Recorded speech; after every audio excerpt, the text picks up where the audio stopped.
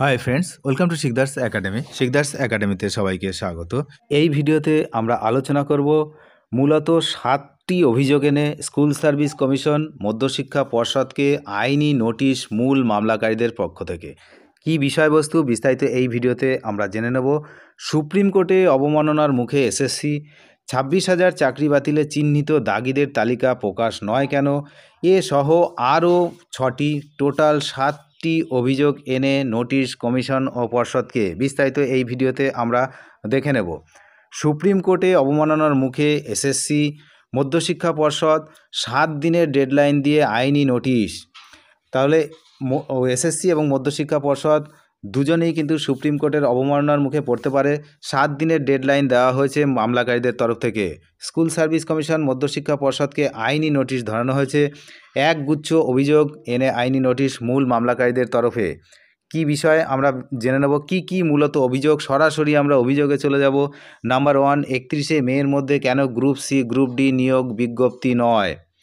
Number 2, নবম দশম একাদশ দ্বাদশে কারা পরীক্ষায় বসবে। নাম্বার 3, চিহ্নিত দাগিদের তালিকা প্রকাশ নয় কেন। নাম্বার 4, 2016 ঘোষিত শূন্যপদের সঙ্গে নতুন শূন্যপদের নিয়োগ কেন। নাম্বার 5, 22 লক্ষ ওএমআর প্রকাশ কেন করা হয়নি। নাম্বার 6, চিহ্নিত দাগিদের বেতন ফেরতের প্রক্রিয়া কবে শুরু হবে।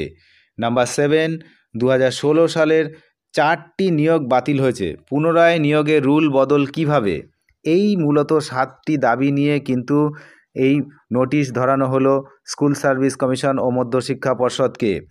1 সপ্তাহের জন্য এই ডেডলাইন দেওয়া হয়েছে। 1 সপ্তাহের মধ্যে যদি কোনো পদক্ষেপ না করা হয় তাহলে আদালত অবমাননার মামলা হবে সুপ্রিম কোর্টে। সুতরাং বোঝাই যাচ্ছে যে এই যে নিয়োগ হওয়ার কথা বলেছিল SLST 2, সেটা এখন বিষবাও জলে। এই যে SLST 2 নিয়োগ আদৌ সম্ভব কি সম্ভব না সেটা কিন্তু ভবিষ্যতই বলবে। তার কারণ এসএসসি যে এই যে 7টি যে অভিযোগ, এই অভিযোগটা কিন্তু খুবই গুরুত্বপূর্ণ। এই 7টা অভিযোগ করা হয়েছে, তারা মূলত এগুলো মানেনি।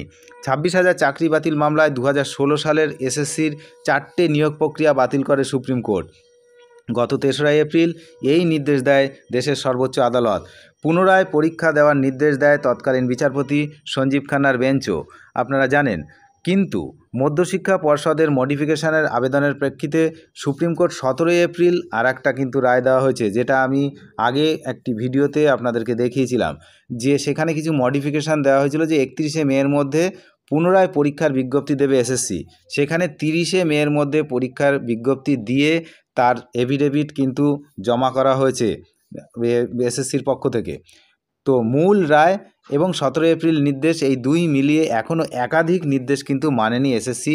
যে দাবিগুলো ওখানে 7 দফা আমরা দেখলাম তার মধ্যে রয়েছে, এগুলো কিন্তু এখনও মানা হয়নি, এসএসসি মানেনি।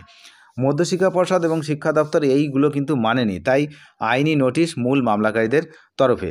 মূল মামলাকারীদের তরফে যে আইনি নোটিশ পাঠানো হয়েছে এবং 7 দিনের ডেডলাইন দেওয়া হয়েছে, এই 7 দিনের মধ্যে যদি কোনো ব্যবস্থা না হয় তাহলে সুপ্রিম কোর্টে আদালত অবমাননার মামলা হবে। সুতরাং সেদিকে আমরা নজর রাখছি, আপনারা নজর রাখুন। যদি চ্যানেলে নতুন হন অবশ্যই চ্যানেলটিকে সাবস্ক্রাইব করে সঙ্গে থাকবেন। ধন্যবাদ।